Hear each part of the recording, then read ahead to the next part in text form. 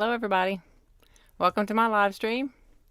My name is Deborah Filmer and I am here today. I wanted to share with you a little bit about foundation piecing, what it is, the different ways to do it, just to kind of go over an overview of what it is. First, I want to point out a couple things. I want to give a huge shout out to my husband and tell him thank you so much for helping me with all of this.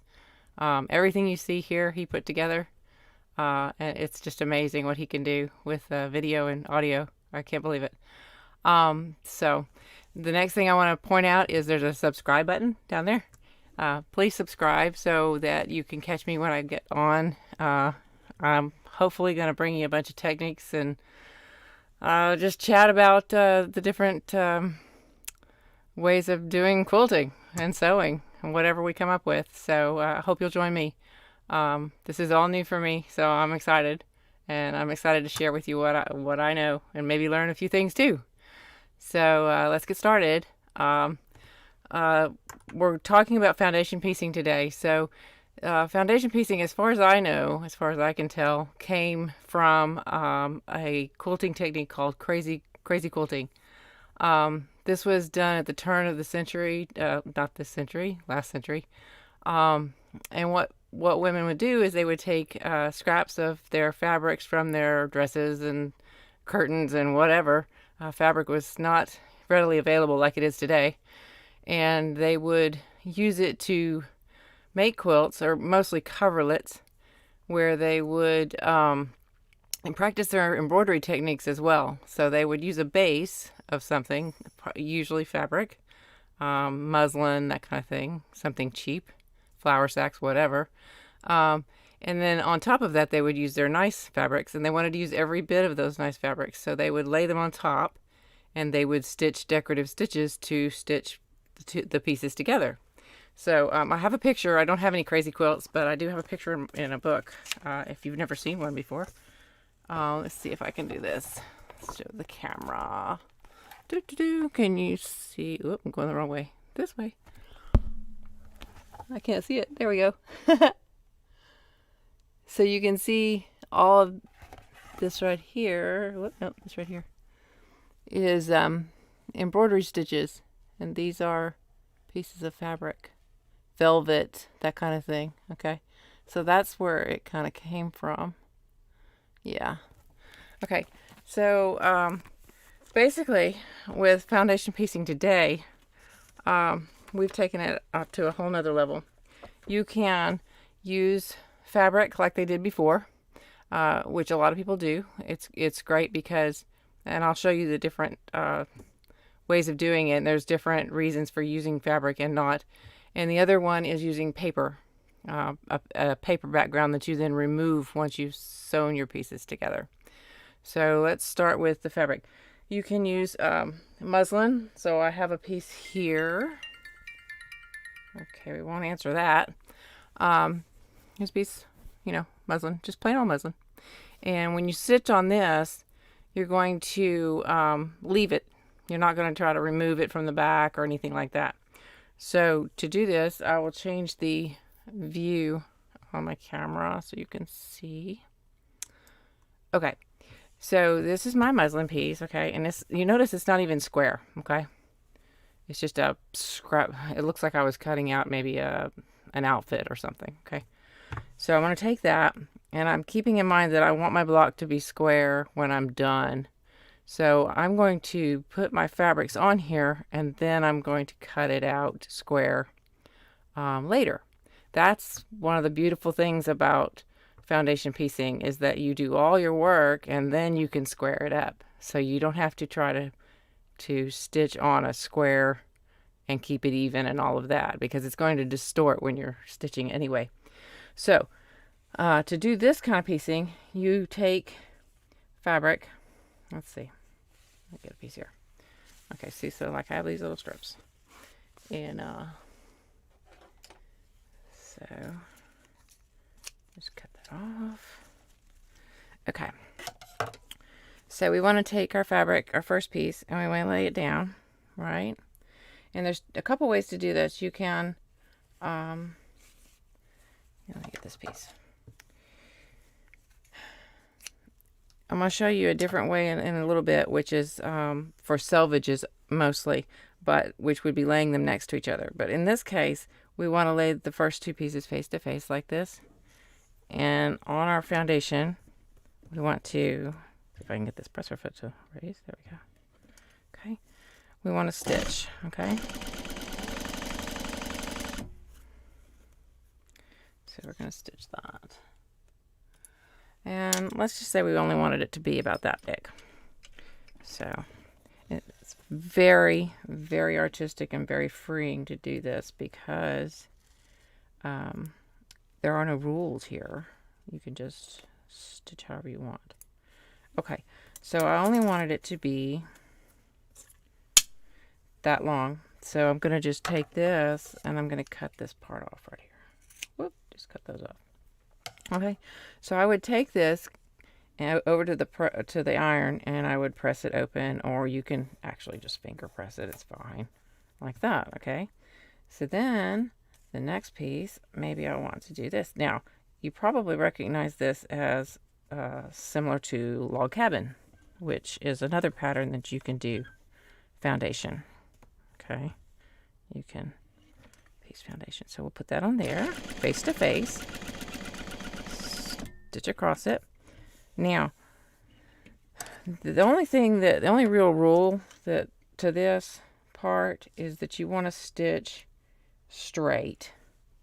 Okay, let's see, I can fold this out and you just keep going. Just keep going. You can go at an angle, so you could put this next piece on across here or whatever. Okay, so I'll do that in just a second. But the thing is, you don't want to stitch a wavy line. You want to stitch as straight as possible. It doesn't matter, your seam allowance doesn't matter, but you want to stitch as straight as possible because when you fold it out, you don't want these little bubbles and things in here, okay? So you want straight lines like that, okay? So the next piece, I'll just throw it on right here. I like that. So, let's see. We'll just stitch across here.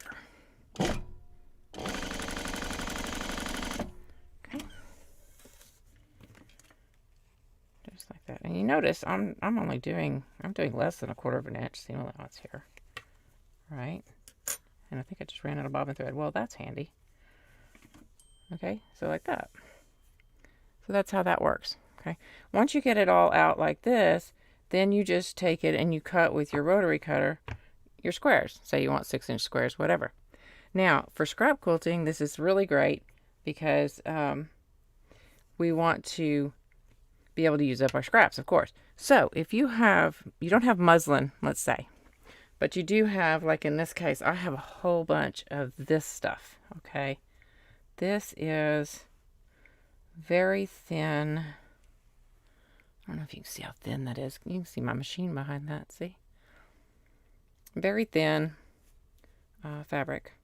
I'm never going to use this in a quilt like this, but I can use it as a base for my foundation piecing, and I have a whole stack of those, which is just amazing. So these are all going to get strips put on them and whatever, and then I'm going to cut them into 6-inch squares. I'm going to sew them next to each other, or sew sashing between them, that kind of thing. Okay, so that's how you do crumb quilting. Okay, so any of the little crumbs and scraps you save, you can stitch them down and make it bigger, and just make yourself your own fabric like that. You can do it all greens, all blues, or you can do random. It doesn't matter. Do whatever you feel like you want to do. So the next thing that you can use as a base instead of fabric is paper. So paper, you can get paper readily available from companies. Okay, they make this paper for stitching on. This one. Whoop, I'm going to change this. There we go. This one is, you can see that, okay? These are triangles, and I've got some squares here. Yeah, that's nice. And they're very, very thin. Very thin. You can do exactly the same thing I just did on the fabric, on these papers. And then you tear off the paper afterwards and you have your blocks. You have to buy those. So what I like to do is use phone books. That's pretty much all I think phone books are good for these days. So you can use phone book paper. It's really thin. You can also use newsprint. You can buy newsprint, and newsprint is cheap in quantity. So you can use it for that. Now, these are really good for crumb piecing, of course, but for strips. So if you buy a jelly roll of strips and you want to do them side by side, here they are. Okay. You take your strips and same exact thing you would do. You would stitch down your piece like so. Stitch your next one next to it, face to face, right? And then you're going to lay it out like this and so forth, and you just do your strips. And also you can cut your squares out after the fact, which is great. You'll have nice squares or rectangles or whatever. I'm going to be right back because I have to wind a bobbin. Be right back.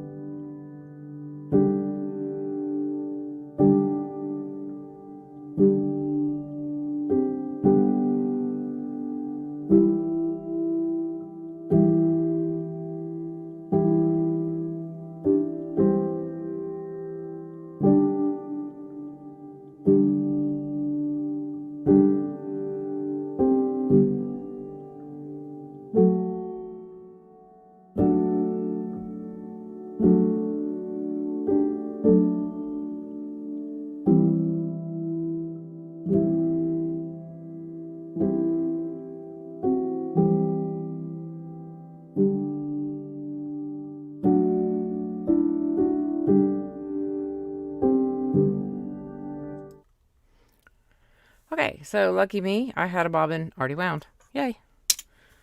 So I'm back. So let's do some of these strips. Let me cut some of these. Really fun part about this strip thing is going to be at the end. I want to show you what I did with some strips. And they're really, really fun. Okay.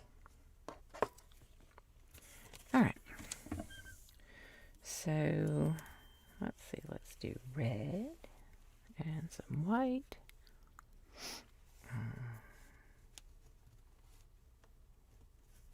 Let's do this. Now, if this piece of paper is not big enough for you to, for your block, say you wanted a larger block than this, all you need is a stick of Elmer's glue, the kind that they use in schools, and you just glue your papers together and it works great. Okay. You want to, when you're doing this on paper, and this is different from on the fabric, you want to make your stitch length smaller so that the paper will be easier to tear off the back. So let's do this. Okay.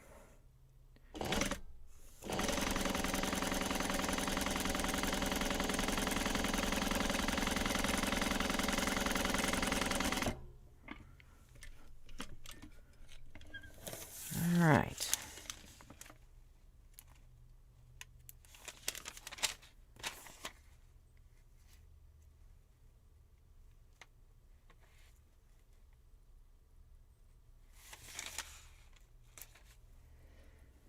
Okay, so we would take this over to the ironing board and we would iron it. I'm just going to finger press it here. And I'm going to lay this blue one. Oh, I got two blue ones. Fun. Alright, so we're going with the red, white, and blue theme today. Ha. Okay. And then we're going to put this under here.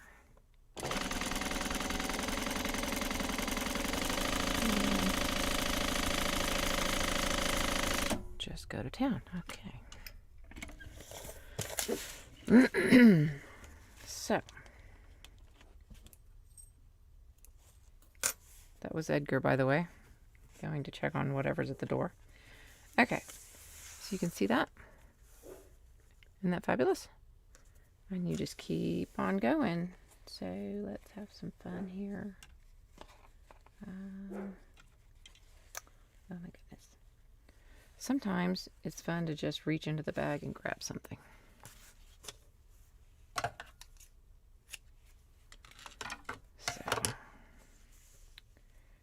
let's put this here.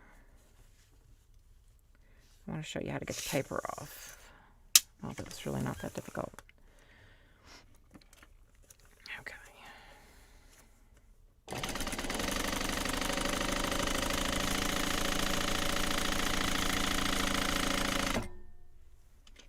Okay, now you see I'm doing these right sides together. Each strip is laid down on the other one, right sides together. Now this is exactly how you do paper piecing. It's foundation piecing. Paper piecing is foundation piecing on paper. So there you go. It's just a little more precise. So you see that? Isn't that cool? And you would just keep on going. Now, if you wanted to, you could do this, and I would do this with the fabric on the back method. You could lay the strips on top of each other side by side. Like, here's a really pretty batik. Let's do this. Okay. You could lay these, whoops, that was loud, sorry about that. Right sides up, both of them, right? And take them to your machine that does decorative stitches, okay? And make yourself a modern crazy quilt. You would just stitch your decorative stitch on here. And that way there's no flipping and pressing at all. You just stitch on the top of both of them right sides up, okay? But in my case, I'm stitching on a straight stitch machine, so I'm doing the stitch and flip back method here. Okay, so to get the paper off, it's super easy. You just pull it off, just like that. Okay, you would cut it into your square first, so it's stable, and then you would peel off your paper, and then you have your blocks. So much fun! Yay! Okay, so that's the difference between foundation piecing on fabric and foundation piecing on paper. I personally prefer paper. If you're going to do foundation piecing on fabric, you want to make sure that the fabric you use in the as the background, as the base, it's not going to be seen, so it can be scraps, it can be any color, as long as it doesn't show through your top fabrics. But you want to make sure that it's as lightweight as possible, because once you get to the end and you've got this huge quilt, you've essentially got 2 layers of quilt top, and so it's pretty thick. It's hard to quilt sometimes. So you want to make sure that it's, like I said, with these pieces I'm going to use for my blocks, they're super thin. Whoop, where are we? There we are. Super thin, you know? I mean, woo, see? But it's still stable, okay? Still a stable piece of fabric. All right. So paper piecing, when you see patterns in books and stuff for paper piecing, they are done this exact same way. I probably will do another video just on paper piecing by itself, because there's some things that are very specific. In other words, like on paper piecing, when you're doing, let's say you're doing a house, right? You want to keep the design where you can see it on the back, and there's a reason for that and the technique for doing that. Otherwise, things will be mirror image and stuff like that. So we'll get into that when I do a video on just on paper piecing. So the next thing I want to do is show you in fact, it's the last thing, is that I did this technique right here with selvage edges. So I was cutting quilts, fabrics for other quilts and stuff like that for customers and whatever. And I was saving all the little selvage strips, because they're really cool. They got little dots on them and whatever. And but I wasn't sure what I was going to do with them. They don't unravel, so it was like, okay, I know there are quilts that people make out of these. They're string quilts or whatever. And so I realized I could do this technique with the paper, with my selvage edges, and it really worked out really well. So let me show you how I did that. I did it exactly the same way as this, but I took my selvage. Okay, here's a piece of selvage. Let me show you. Okay, so this actually happens to be a selvage piece. And you know how one edge is a selvage edge, will not unravel, and the other edge has these little stringy things. That's where you cut it, right? So what you would do is you would lay it on top. You would lay the selvage edge. Can you see that? Okay. Selvage edge. You would lay that on top of the last one you did. All right. And you would stitch just right along the very edge of this. Okay. In as straight a line as you could. Then you take the next one, the next selvage. Let's say this is one. It's not, but let's pretend. Okay. We'll pretend this is selvage right here. So we would take this selvage edge and we would lay it on here, and we would stitch along the very selvage edge of that. And you just keep stitching on the selvage edges with them all right sides up. Okay. And there's no flipping in this because selvage is a little hard to flip anyway, right? And so you just sew them right sides up. There's also no ironing, which is great. And then you get your fabric. So what I did with that was I made my fabric pieces, and then I took a pattern for a backpack purse type thing, and I cut the pieces for that purse out of the selvage fabric that I made, and then I put it all together. So I'll show you the backpack. Ha! So this is the backpack. Isn't that lovely? Let's see if I can. Everything's backwards in this camera. Okay, so there it is, right? So, and you see the selvage right here, right? Okay, and there. Okay, and this is fun. Wow! It's got pockets. I mean, the whole bag is made from selvage pieces. This fabric that I just created out of scraps, you know? This was so much fun to do.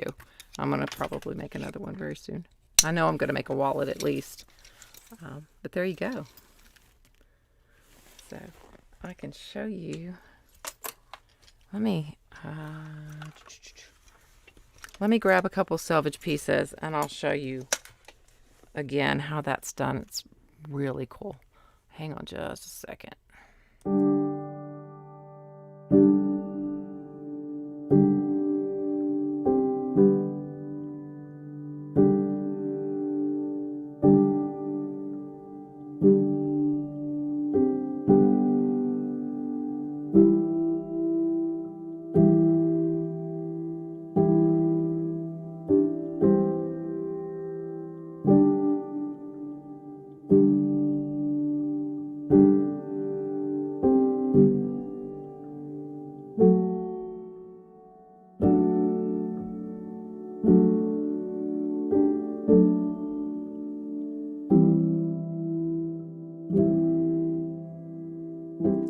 Okay, so I will get another piece of paper.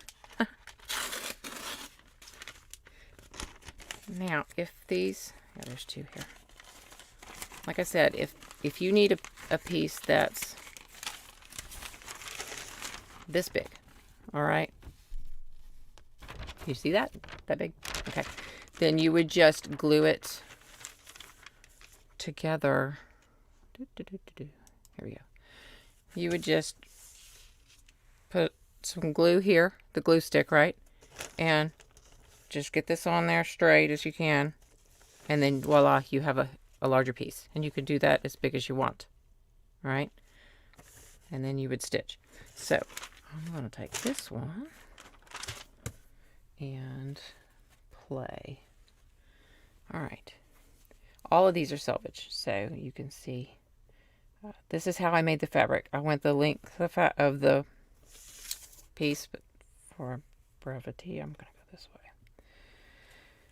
And then I took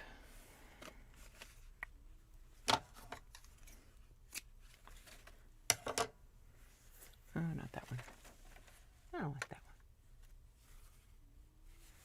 Yeah, we'll do this one. Okay.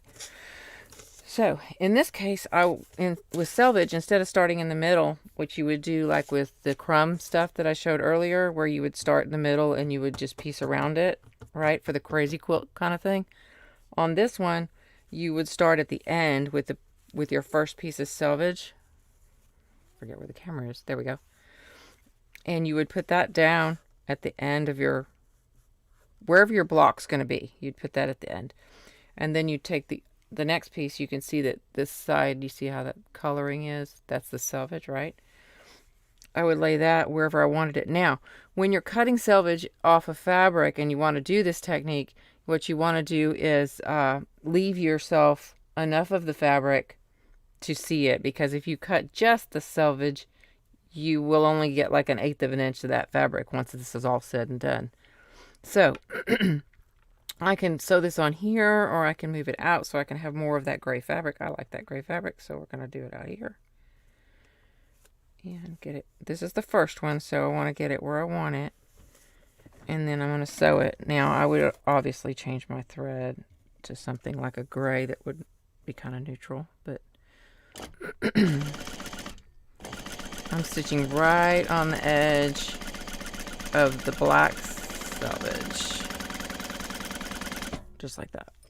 All right. Then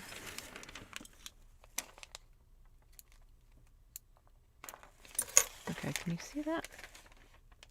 That stitching line? Yeah. Isn't that pretty? Okay.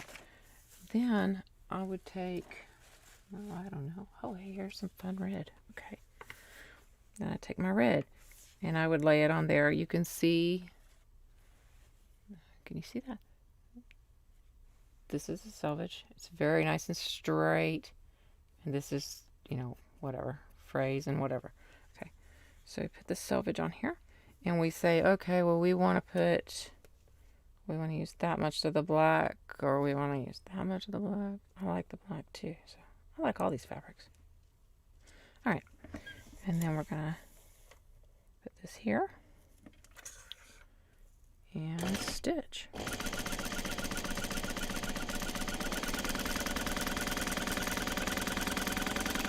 Just like that.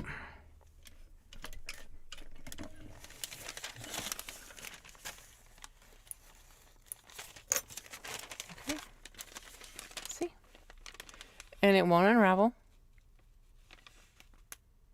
And you just keep going till you get the whole page filled up. And then you cut your block or your pattern piece. Or, I mean, you could make pockets for jackets or whatever. Pockets for purses. Who knows? You can make a whole jacket if you wanted to, really. It'd be fun. So that is that. And I think that was everything. Ah, hi, Joanna from Brazil. Yay. It's nice to see you. Well, anyway. I think that's everything. Did you have any questions, Joanna? Or anybody? No? Cool. Well, it's so nice to have you join me from Brazil. That is just like the coolest thing ever. Yeah. I hope to go live again. If you have any questions, you can look down below in the description. There's ways to get a hold of me. And please subscribe. And I hope to see you next time. Thank you. Bye, guys.